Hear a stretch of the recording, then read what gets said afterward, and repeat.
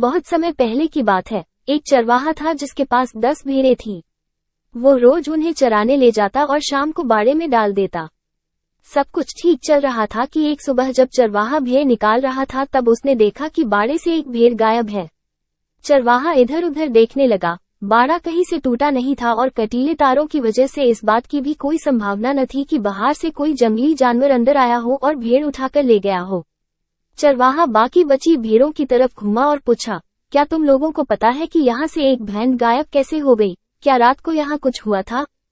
सभी भेड़ों ने ना में सर हिला दिया। उस दिन भेड़ों के चराने के बाद चरवाहे ने हमेशा की तरह भेड़ों को बाड़े में डाल दिया। अगली सुबह जब वो आया तो उसकी आंखें आश्चर्य से खुली रह गईं। आज भी एक भेड़ गायब थी और अब सिर्फ 8 भेड़ ही बची थी। इस बार भी चरवाहे को कुछ समझ नहीं आया कि भेड़ कहाँ गायब हो गई।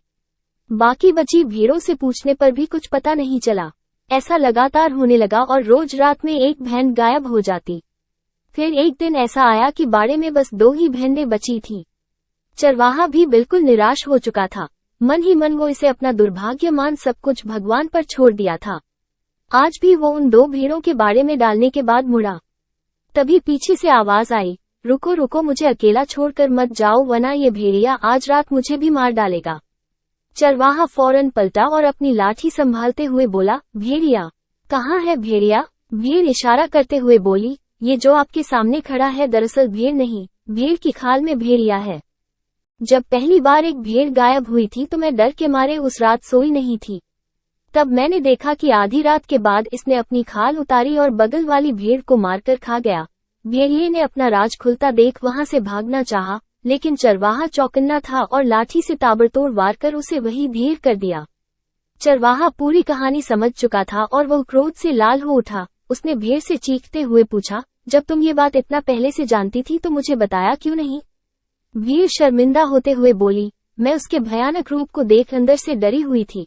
मेरी सच बोलने की हिम्मत ही नहीं हुई। मैंने सोचा कि शायद 1-2 भेड़ खाने के बाद ये अपने आप ही यहाँ से चला जाएगा, पर बात बढ़ते बढ़ते मेरी जान पर आ गई और अब अपनी जान बचाने का मेरे पास एक ही चारा था, हिम्मत करके सच बोलना।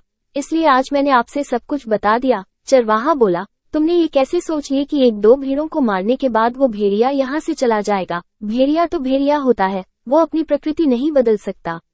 जरा सोचो, तुम्हारी चुप्पी ने कितने निर्दोष भेड़ों की जान ले ली। अगर तुमने पहले ही सच बोलने की हिम्मत दिखाई होती तो आज सब कुछ कितना अच्छा होता।